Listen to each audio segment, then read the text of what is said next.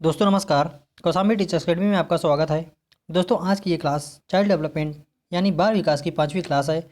दोस्तों इसके पहले सीटेट सिलेबस के अनुसार बाल विकास थ्योरी की क्लासेस चैप्टर 1 से 5 तक चल चुकी हैं। यदि आप क्लासेस ना देखे हों तो प्लेलिस्ट में जाएं और क्लासेस देख लें ताकि बहुविकल्पी प्रश्नों को हल करने में कोई भी समस्या ना हो। दोस्तों आज ये सीटेट बाल विकास में जो समाजीकरण की प्रक्रिया नामक चैप्टर दिया गया है उसके सभी इंपॉर्टेंट प्रश्नों को सॉल्व करेंगे। पिछले जितने भी सीटेट के एग्जाम हुए हैं इस चैप्टर से 2 या 3 प्रश्न हमेशा पूछे गए हैं, इसलिए यह चैप्टर भी एग्जाम की दृष्टि से बहुत महत्वपूर्ण है। तो दोस्तों आइए आज की क्लास हम लोग स्टार्ट करते हैं। तो आज की क्लास जो है सीटेट सिलेबस के अनुसार समाजीकरण की प्रक्रिया से संबंधित है। तो आइए हम लोग क्लासेस करते हैं। तो इसमें पहला क्वेश्चन कहा गया है समाजीकरण का अर्थ। समाजीकरण का अर्थ क्या होता है? पहला ऑप्शन दिया गया है सामाजिक मापदंड का कठोर रूप से पालन करना, या समाज में समायोजित होना, या सामाजिक मापदंडों के विरुद्ध विद्रोह करना, या सामाजिक विविधता को समझना। समाजीकरण का अर्थ क्या होता है इसको हमको बताना है। समाजीकरण का अर्थ क्या होता है? सामाजिक मापदंड का कठोर रूप से पालन करना ये गलत बात होती है। मापदंडों के विरुद्ध विद्रोह करना भी गलत बात होती है। तो इसमें सामाजिक विविधता से ज़्यादा अच्छा ऑप्शन जो है समाजीकरण का अर्थ होता है वो समाज में समायोजित होना, यानी समाज में समायोजित योजित होना जो है समाजीकरण का अर्थ होता है। तो समाजीकरण का अर्थ क्या होता है? समाजीकरण का अर्थ होता है समाज में समायोजित होना। तो पहले का दूसरा ऑप्शन हमारा राइट हो जाएगा। उसके बाद दूसरा क्वेश्चन कह रहा है समाजीकरण सहयोग करने वाले व्यक्तियों में हम की भावना का विकास करता है और उनमें एक साथ कार्य करने की इच्छा तथा क्षमता का विकास करता है। निम्न विचारकों में यह कथन किसका है? पहला ऑप्शन दिया है किम्बल यंग का, दूसरा ऑप्शन दिया रॉस का, तीसरा ऑप्शन दिया गया अरस्तु का, चौथा ऑप्शन दिया वाइगॉस्की का। तो दूसरे का जो हमारा क्या है? समाजीकरण सहयोग करने वाले व्यक्तियों में हम की भावना का विकास करता है और उनमें एक साथ कार्य करने की इच्छा तथा क्षमता का विकास करता है। निम्न विचारकों में यह कथन किसका है? तो यह कथन जो है रास महोदय जी का है। तो दूसरे का हमारा दूसरा ऑप्शन राइट हो जाएगा। उसके बाद तीसरा क्वेश्चन निम्नलिखित में से किस विचारक ने मैं और मुझे का सिद्धांत दिया? कौन से ऐसे दार्शनिक थे, कौन से ऐसे विचारक थे जो मैं और मुझे नामक सिद्धांत दिया? पहला ऑप्शन दुर्खिम, दूसरा ऑप्शन मीड, तीसरा ऑप्शन लाइमार्क, चौथा ऑप्शन कूले। तो जो मैं और हम का सिद्धांत दिए थे वो मीड महोदय जी दिए थे। तो तीसरे का दूसरा ऑप्शन हमारा राइट हो जाएगा। यहाँ मैं है माँ शब्द है, यहाँ माँ शब्द है, यहाँ मीड है माँ शब्द है, तो इससे आप रिलेट करके भी याद कर सकते हैं। उसके बाद चौथा क्वेश्चन प्रत्येक समाज में अपनी विचारधारा, मूल्य, भाव, विश्वास, आदर्श तथा संस्कार जीवित अवस्था में होते हैं। सामूहिक प्रतिनिधित्व का सिद्धांत के अंतर्गत यह किसका मत है? पहला ऑप्शन दिया है किम्बल यंग का, दूसरा ऑप्शन दिया है दुर्खिम का, तीसरा ऑप्शन दिया है डार्विन का, चौथा ऑप्शन दिया है रॉस का। तो यह किसका मत है कि प्रत्येक समाज में अपनी विचारधारा, मूल्य, भाव, विश्वास, आदर्श तथा संस्कार जीवित अवस्था में होते हैं। सामूहिक प्रतिनिधित्व का सिद्धांत के अंतर्गत यह कथन या यह किसका मत है? तो ये जो मत है जो दोस्तों ये दुर्खिम महोदय जी का मत है। तो चौथे का हमारा दूसरा ऑप्शन राइट हो जाएगा। उसके बाद पांचवा क्वेश्चन किसी बालक के समाजीकरण में धर्म का क्या महत्व होता है? किसी बालक के समाजीकरण में धर्म का महत्व है पहला ए नंबर आदर्श में, बी नंबर अनुकरण में, सी नंबर संस्कार में। तो इसमें कोड दिए हैं केवल ए, केवल बी, केवल सी या ए बी सी तीनों। तो किसी बालक के समाजीकरण में धर्म का जो महत्व होता है आदर्शों में भी होता है, अनुकरण में भी होता है और संस्कार में भी होता है। तो पांचवें का हमारा चौथा ऑप्शन राइट हो जाएगा। उसके बाद समाजीकरण छठवां क्वेश्चन है समाजीकरण की प्रक्रिया में डैश को प्राप्त किया जाता है जिन्हें समाज में महत्व दिया जाता है। पहला ऑप्शन मानकों, दूसरा ऑप्शन मूल्यों, तीसरा ऑप्शन विश्वासों, चौथा ऑप्शन ये सभी। तो छठवें क्वेश्चन में जो दिया गया है समाजीकरण की प्रक्रिया उन डैश को प्राप्त किया जाता है जिन्हें समाज में महत्व दिया जाता है। तो छठवें का जो हमारा ये सभी हमारा राइट आंसर हो जाएगा। क्यों? समाजीकरण की प्रक्रिया में उन मानकों, मूल्यों और विश्वासों को प्राप्त किया जाता है जिन्हें समाज में महत्व दिया जाता है। तो ये तीनों बात राइट है। तो छठवें का हमारा चौथा ऑप्शन राइट हो जाएगा। उसके बाद सातवां क्वेश्चन समाजीकरण की प्रक्रिया में अनुकरण को उपयोगी तथा विकासात्मक बनाने के लिए आवश्यक तत्व कौन कौन से हैं? पहला ऑप्शन परिवार एवं पड़ोस, दूसरा ऑप्शन गांव एवं शहर, तीसरा ऑप्शन देश एवं राजनीति, चौथा ऑप्शन परिवहन एवं संचार साधन। तो 7वें क्वेश्चन में कहा गया है समाजीकरण की प्रक्रिया में अनुकरण को उपयोगी तथा विकासात्मक बनाने के लिए आवश्यक तत्व कौन से हैं। तो जो समाजीकरण की प्रक्रिया में अनुकरण को उपयोगी तथा विकासात्मक बनाने के लिए जो परिवार एवं पड़ोस होते हैं, ये तत्व बहुत आवश्यक होते हैं। तो 7वें का पहला ऑप्शन हमारा राइट हो जाएगा। उसके बाद आप अपनी कक्षा में बालकों में समाजीकरण की प्रक्रिया को तेज करना चाहते हैं, इसके लिए आप निम्नलिखित में से कौन सा कदम उठाएंगे। यानी शिक्षक के बारे में बोला गया है, बालकों में समाजीकरण की प्रक्रिया तेज करना चाहते हैं, इसके लिए आप निम्नलिखित में से कौन सा कदम उठाएंगे। तो देखते हैं अगले में। तो पहला दिया गया है ए नंबर दिया है बालकों में स्कूल की परंपराओं से परिचित कराएंगे। बी, बालकों में सामाजिक आदर्श स्थापित करेंगे। सी, बालकों में समाज में प्रचलित मान्यताओं के विषय में जानकारी देंगे। तो कौन सा हमारा आंसर हो जाएगा।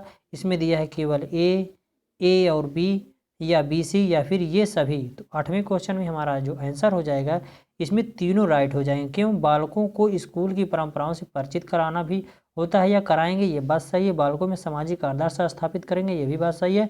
बालकों को समाज में प्रचलित मान्यताओं के विषय में जानकारी देंगे, तो ये ए बी सी तीनों हमारे राइट आंसर हो जाएंगे। तो ये सभी हमारा आंसर हो जाएगा। चौथा नंबर हमारा सही हो जाएगा। 8वें का चौथा हमारा राइट है।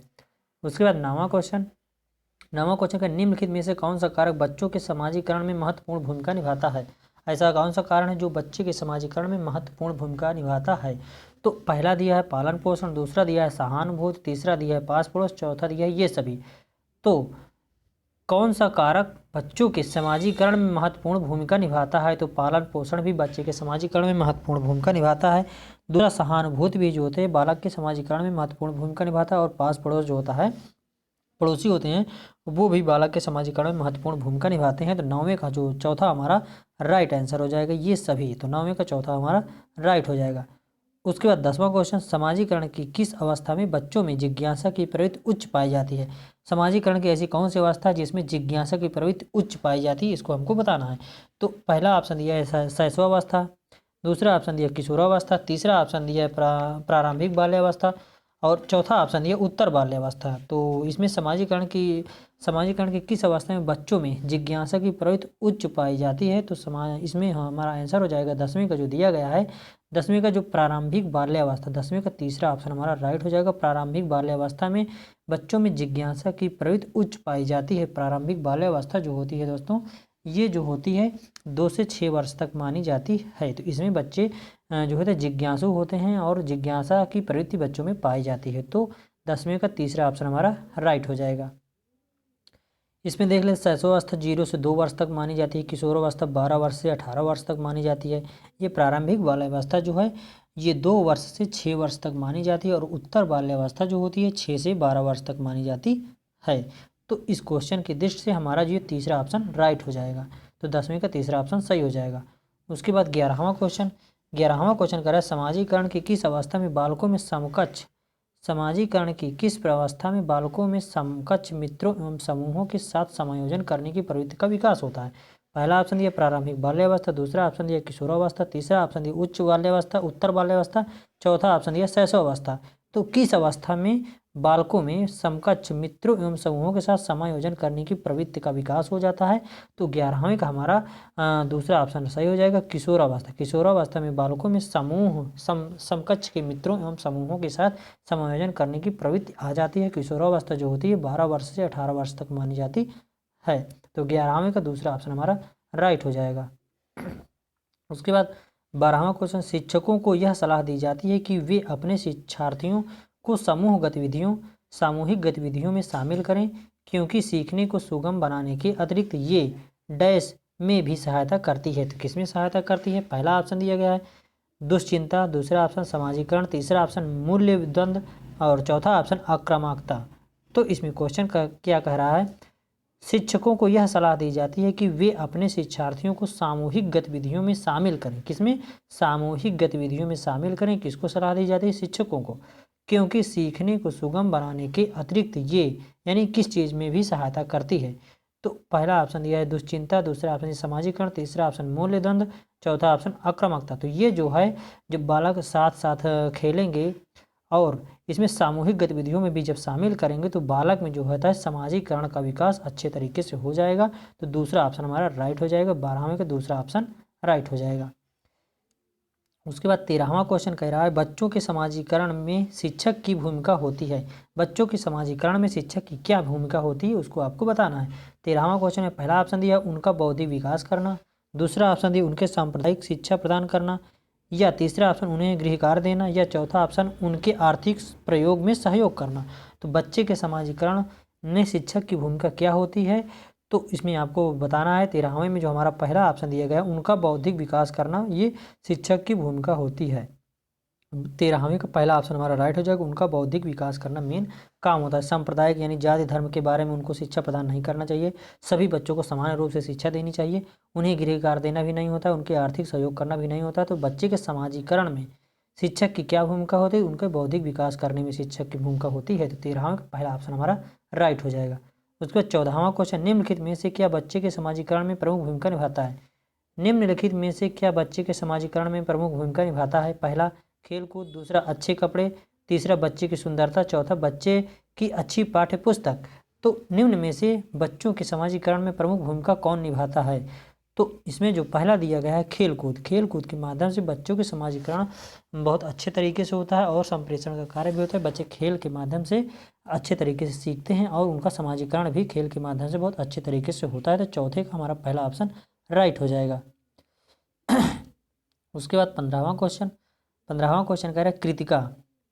कृतिका अक्सर घर में ज़्यादा बात नहीं करती लेकिन विद्यालय में वह काफ़ी बात करती है, यह दर्शाता है कि, यानी किस कारण से कृतिका जो है घर में ज़्यादा बातें नहीं करती हैं और विद्यालय में बातें करती है। तो पहला ऑप्शन दिया है विद्यालय हर समय बच्चों को खूब बात करने का अवसर देता है, या शिक्षकों की यह मांग होती है कि बच्चे विद्यालय में खूब बात करें, या कृतिका को अपना घर बिल्कुल पसंद नहीं है, या फिर चौथा ऑप्शन है उसके विचारों को विद्यालय में मान्यता मिलती है। तो कृतिका नाम की एक बच्ची अक्सर जो है घर में ज़्यादा बात नहीं करती लेकिन विद्यालय में वह काफ़ी बात करती है, यह दर्शाता है कि, इसमें चौथे ऑप्शन में देखिए उसके विचारों को विद्यालय में मान्यता मिलती है, इसी कारण से वो विद्यालय में अपनी बातें कहती है या बोलती है या बातें करती है, और उसके घर में उनकी बातों को कोई नहीं मानता होगा इसीलिए वो घर में कम बोलना पसंद करती है। तो चौथा ऑप्शन हमारा राइट हो जाएगा। किसके परिप्रेक्ष्य में, विद्यालय में, यानी घर में कृतिका जो है बात ज़्यादा नहीं करती, विद्यालय में ज़्यादा बात करती है। क्यों? क्योंकि उसके विचारों को विद्यालय में मान्यता मिलती है। तो 15वें का चौथा ऑप्शन हमारा राइट हो जाएगा। उसके बाद देखिए दोस्तों ये पिछली परीक्षाओं में इस चैप्टर से कितने प्रश्न आए हैं इसको भी हम इकट्ठा करके रखे गए हैं। देखते हैं कौन कौन से हैं जो पिछले सीटेट एग्जाम में आए हुए हैं इस चैप्टर से। शिक्षा के संदर्भ में सामाजिकरण से तात्पर्य क्या है। शिक्षा के संदर्भ में सामाजिकरण से क्या तात्पर्य होता है। पहला ऑप्शन दिया है सामाजिक मापदंडों का सदैव अनुपालन करना, दूसरा अपने सामाजिक मापदंड बनाना, तीसरा समाज में बड़ों का सम्मान करना, चौथा सामाजिक वातावरण में अनुकूल और समायोजन करना। शिक्षा के संदर्भ में सामाजिकरण से क्या तात्पर्य होता है। शिक्षा के संदर्भ में सामाजिकरण से तात्पर्य होता है सामाजिक वातावरण में अनुकूलन और समायोजन करना, यही होता है क्या सामाजिकरण से आशय होता है।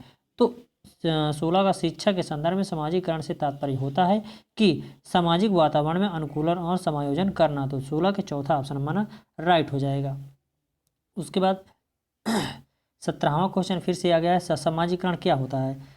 फिर से नहीं, मतलब पहला क्वेश्चन भी सामाजिकरण था और 17वें क्वेश्चन में भी सामाजिकरण है जो सीटेट जुलाई 2013 में आया हुआ क्वेश्चन है। सामाजिकरण है सामाजिक मापदंडों में परिवर्तन, शिक्षक एवं पढ़ाए गए के बीच संबंध, समाज में आधुनिकीकरण की प्रक्रिया, समाज में मापदंडों के साथ अनुकूलन। तो सामाजिकरण क्या होता है। सामाजिकरण जो होता है वो समाज के मापदंडों के साथ अनुकूलन करना होता है। तो 17वें का चौथा ऑप्शन हमारा राइट हो जाएगा। उसके बाद 18वां क्वेश्चन निम्न में से कौन सी सामाजिकरण की निष्क्रिय एजेंसी, यानी जहाँ पर सामाजिकरण की क्रिया नहीं होती है वो हमको छांटना है। निष्क्रिय मीन जहाँ पर सामाजिकरण की क्रिया नहीं होती है। तो पहला ऑप्शन दिया है स्वास्थ्य क्लब, दूसरा ऑप्शन दिया है परिवार, तीसरा ऑप्शन दिया है इको क्लब, चौथा ऑप्शन दिया है सार्वजनिक पुस्तकालय। तो सामाजिकरण की क्रिया जो होती है स्वास्थ्य क्लब में होती है, एक दूसरे से लोग जाते हैं वहाँ आपस में बातें कर सकते हैं। परिवार में भी सामाजिकरण की प्रक्रिया होती है, ईको क्लब में भी सामाजिकरण की प्रक्रिया होती है, लेकिन ये पूछा है निष्क्रिय एजेंसी। तो जो ये चौथा ऑप्शन दिया है वो सार्वजनिक पुस्तकालय में जो होता है सामाजिकरण की क्रिया वहाँ पे नहीं होती। क्यों? क्योंकि सभी लोग जाते हैं और अपने अपने अनुसार बुक्स पढ़ते हैं और बिना किसी के बातें या बिना किसी को डिस्टर्ब किए हुए वो अपने वापस फिर घर चले जाते हैं। तो यहाँ पर सामाजिकरण की क्रिया नहीं होती है। तो 18वें का चौथा ऑप्शन हमारा राइट हो जाएगा।